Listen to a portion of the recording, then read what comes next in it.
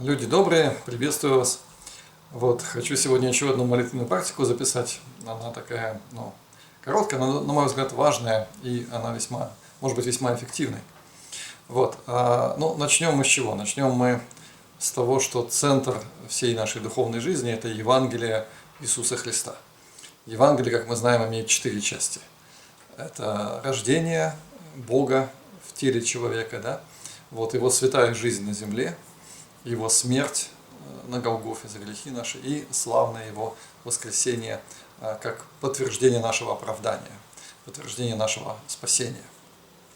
Вот, поэтому я думаю, что любую практику есть смысл начинать именно вот с этого, да, с Евангелия, когда мы в нашем воображении, да, можем представить некоторые евангельские события, но самое главное, конечно, я уже обозначил, да, это рождение, смерть, воскресение. Вот.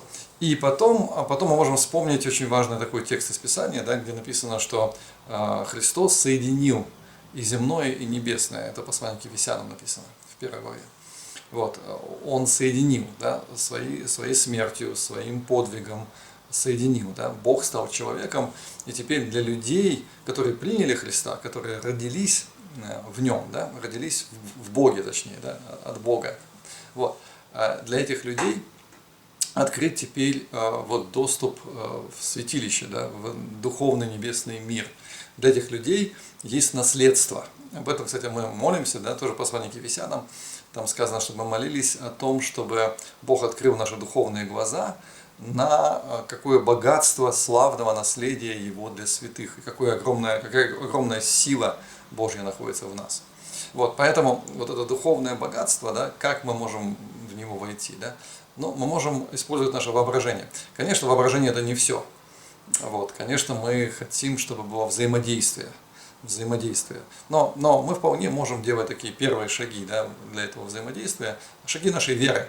Мы верим в это, да, мы верим, что это истина, мы верим, что Евангелие истина, мы верим, что Бог вошел в наше сердце. И теперь мы можем, в том числе и воображение в молитве использовать, да, вот, для того, чтобы иметь, как бы входить вот в это богатство, в это наследство, которое нам обещано на основании Священного Писания, которое наше во Христе Иисусе. Ну вот, давайте, это было, да, еще значит, одно место Писания, которое я хочу сегодня перед молитвой процитировать, это послание к Римлянам, 8 глава. Там сказано, что если Отец, если Бог не пожалел Сына Своего ради нас, но предал Его за нас, то как Он с Ним не дарует нам и всего? Вот. Это очень важный текст, это очень важное обещание, потому что здесь ясно сказано, что Бог нам готов даровать все. Вот. То есть, что все? Все, что есть в его царстве, все, что есть в духовном мире. Да? Все богатства духовного мира, они потенциально наши. Вот. Помните, как блудный сын, да? Блудный сын, который ушел от отца, но когда он вернулся к отцу, да, то отец принял его, не только он любовь свою проявил к нему, да, но он также дал ему одежду, да, одежду праведности, и он дал ему перстень. А перстень – это знак власти. Это то, что имели сыновья, только сыновья, да, ни слуги, ни рабы такие перстни не имели. Это печать. Это печать, которая открывала вот все богатства этого дома. Ну, конечно, отец прообраз Бога в этой притче, да, а эта печать прообраз вот, права на все богатства духовного мира, на все сокровища духовного мира. И мы с вами имеем в этом привилегию участвовать, потому что мы дети Божьи, потому что мы приняли Христа, мы приняли Евангелие, мы покаялись, мы стали Его детьми по вере в Иисуса Христа. Итак, я предлагаю вам сейчас помолиться вместе со мной, я буду вести вас в молитве. Вот, вы можете закрыть ваши глаза, это, наверное, самое удобное, да, если это возможно. Конечно, можно представлять, можно включать воображение и с открытыми глазами, да, это тоже вполне нормально. Мы это тоже часто делаем. Вот. И возможно, да, ну, вот самое ну, как бы удивительное, что может произойти в этой молитве, это когда не только ваше воображение участвует, а начинаются какие-то видения уже вне вашего воображения, то есть как бы по инициативе уже Духа Святого. Вот, это, конечно, самое классное, но даже если этого нет, если просто вы будете ваше воображение использовать, это уже хорошо.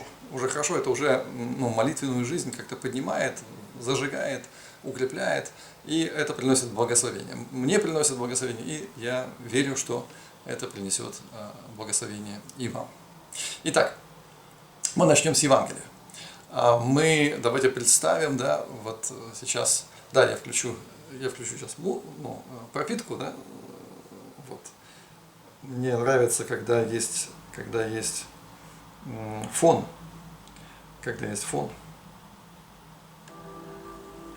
Вот, итак, мы с вами сейчас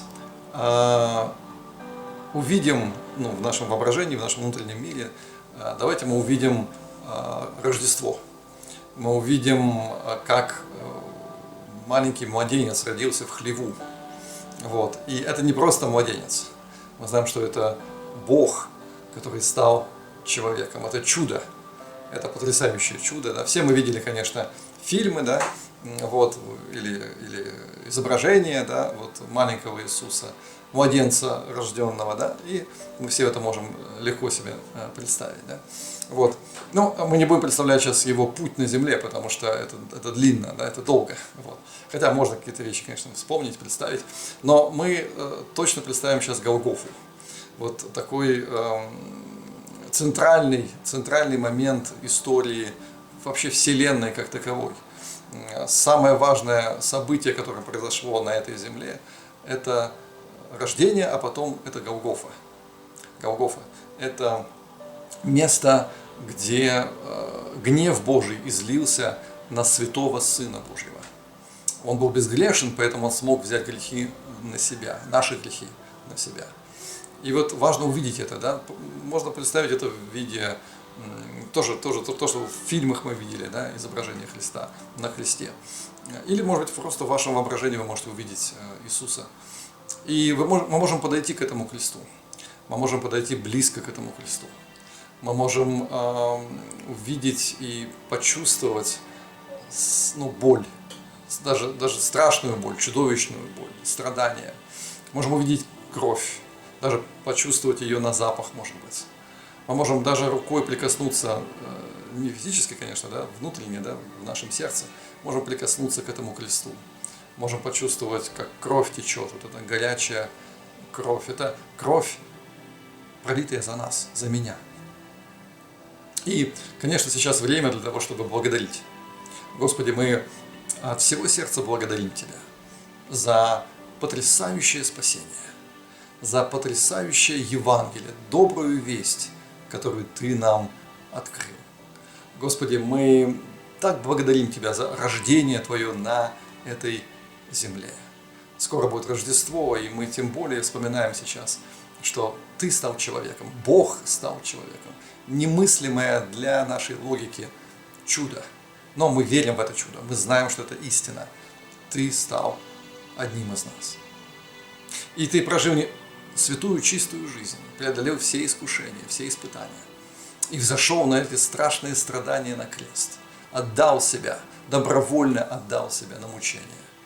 Ты пролил кровь до последней капли. Все, что было в Твоем теле, Ты все это отдал. Ради нас, ради меня. Я один из тех, кого Ты искупил. Я один из тех, кто принял Твое драгоценное Евангелие. И я один из тех, кто будет вечно благодарить Тебя.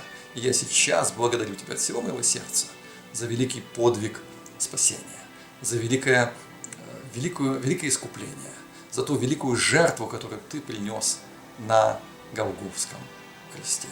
Я верю в прощение. Я верю в оправдание. Я верю в то, что благодаря Твоей смерти я сегодня искупленный Сын Божий.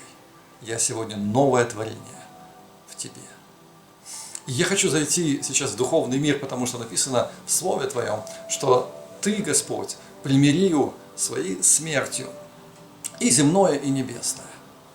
Я хочу зайти через крест, пройти туда дальше, в духовный мир. И если вы вместе со мной сейчас, да, просто пройдем дальше через крест. Просто можно даже вот, ведь в духовном мире нету препятствий, как в нашем мире, да. Там можно проходить через предметы, да, через препятствия. Но их там вообще и нет, да, как таковых, да. Поэтому можно просто пройти через крест. Вот, даже можно оказаться внутри креста, да, можно увидеть дерево, да, структуру дерева. Но это сейчас не нужно делать. Мы пройдем через крест. И вот дальше, да, мы увидим духовный мир. Вот я вижу, знаете что, я вижу там такое место, которое очень близко моей душе. Я вижу там вот такую поляну. Это даже не поляна, это целое поле. Это поле. Вот, там растут чудесные цветы, там растут ягоды, вот, много ягод, много цветов, там потрясающий запах, там яркое солнце, вот, чистое небо, яркое солнце. И там вот атмосфера полного мира, полной защищенности, полной гармонии. Там можно полежать в этой траве, можно поесть ягоды. Вот, можно просто насладиться покоем. Там течет речка, можно вот к ней подойти, если вы видите вот так это, да. Вот, возможно, вы увидите другую картину, да, возможно, вот место мира в вашей душе, оно какой-то другой имеет образ. Может быть, это не поле, не знаю, может быть, это лес, может быть, это опушка леса, может быть, это озеро или берег озера. Я не знаю, да, море может быть. Вот. У нас разные образы. И это нормально, мы все разные люди, да. Вот. И у нас опыт разный, да. Вот. Поэтому не так важно, что именно мы видим. Я просто говорю, что я вижу. И вот что я чувствую. Вот я вот вхожу вот на это поле, я вижу вот эту всю красоту, я наслаждаюсь миром этого места, я наслаждаюсь покоем этого места, потому что это, вот там звучит музыка птиц, вот, там много-много птиц, там много бабочек, вот, и это потрясающее место, это место глубокого покоя и глубокой радости, это место приносит огромную радость, вот, там даже есть какие-то животные, может быть, да, там могут быть ангелы, это же уже духовный мир, да, это уже не материальный мир, вот, может быть, кто-то может увидеть ангелов там, вот. И я чувствую ветер. Вот вы тоже можете почувствовать, да, почувствовать ветер. То есть это поле, это место покоя, но оно живое. Оно живое, и в этом есть жизнь в ветре. То есть ветер это тоже живое, как живое существо. И сейчас мы давайте ощутим, это не просто как ветер, а как движение Святого Духа. Ведь дух и ветер – это одно слово, да, в оригинале Священного Писания, да, это одно и то же слово, по-гречески это пневма. Вот, и вот я чувствую, как этот ветер Святого Духа, он дует на меня. Он очень приятный, он очень комфортный, это не какой-то злой ветер, да, это сама доброта, вот, это сама любовь.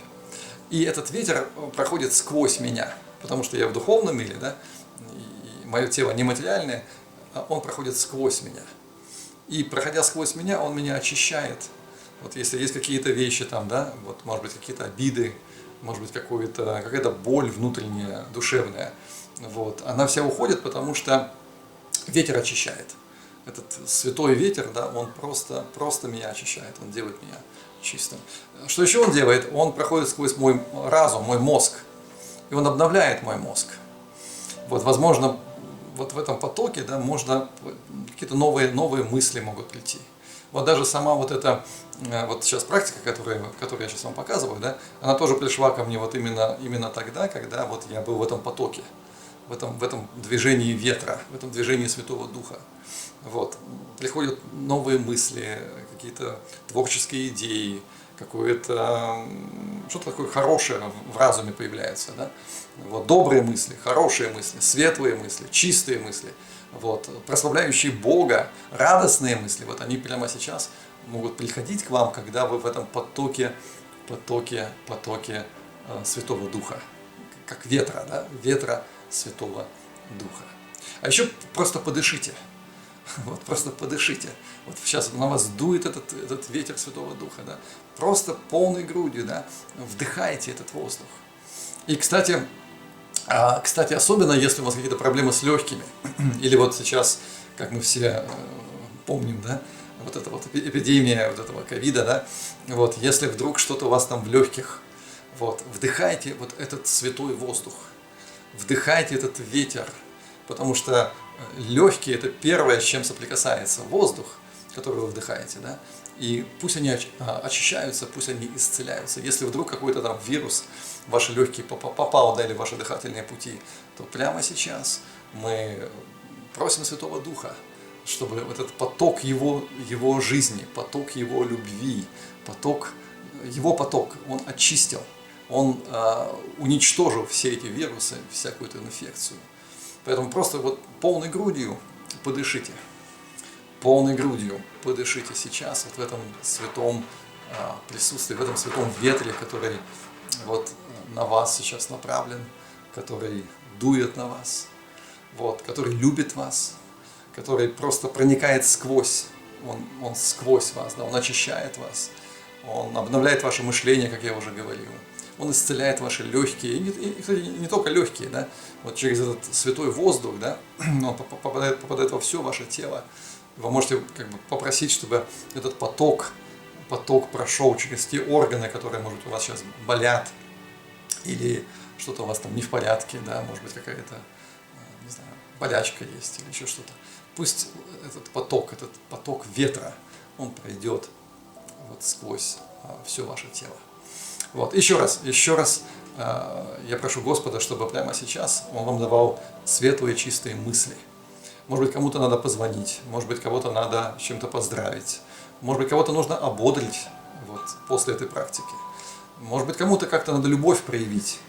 И пусть придут прямо сейчас к вам вот эти светлые, чистые, добрые мысли. Вот. И потом, после этой практики, действуйте. Вот если пришли добрые, хорошие мысли, да, то воплотите их. Вот, потому что мы же на земле живем зачем? Чтобы Христа проявлять. Вот. И сейчас мы общаемся со Христом. Вот в этом видении, да, в этом опыте мы общаемся со Христом, мы переживаем Христа, переживаем Духа Святого, Духа Христа переживаем. И потом будем действовать, потом будем двигаться, потом будем делать то, к чему призывает нас Святой Дух. Вот. Ну, какое-то время еще у вас будет возможность просто побыть вот на этом славном месте. Вот, что вы там увидели, да? Полянку, или лес, или поле, или озеро, ну, неважно, да? Просто побудьте там, еще раз вот переживите вот этот ветер Святого Духа, это движение Святого Духа. Вот. Насладитесь, вот, поблагодарите Господа. Он очень добрый, Он очень классный, Он очень любящий, Он всегда с вами, Он всегда хочет дуть на вас, Он всегда хочет взаимодействовать с вами. Вот. И в конце, когда вы все закончите, да, то если пришли какие-то мысли, воплотите их в жизнь. И пусть Господь вас всех благословит во имя Иисуса. Аминь.